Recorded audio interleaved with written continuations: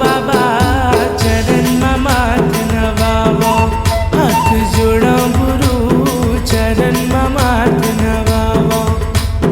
मादर झुमका बाजे सुन पंथी धुन मन नाचे, मादर झुमका बाजे सुन पंथी धुन मन नाचे, मंगल पंथी गावो, हाथ जोड़ो बाबा चरण में माथ नवावो, हाथ जोड़ो गुरु चरण में माथ नवावो, हाथ जोड़ो बाबा चरण में माथ नवावो, हाथ जोड़ो गुरु चरण में माथ नवावो।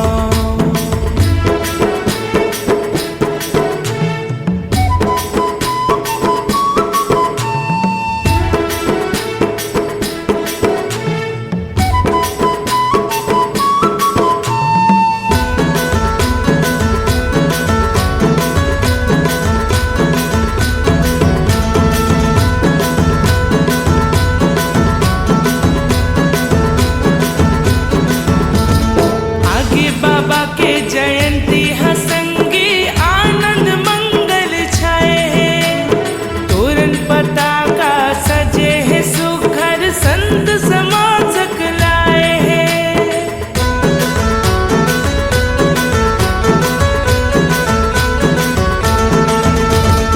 आगे 18 दिसंबर हसंगी आनंद मंगल छाए है, तोरण पताका सजे है सुघर संत समाजक लाए है।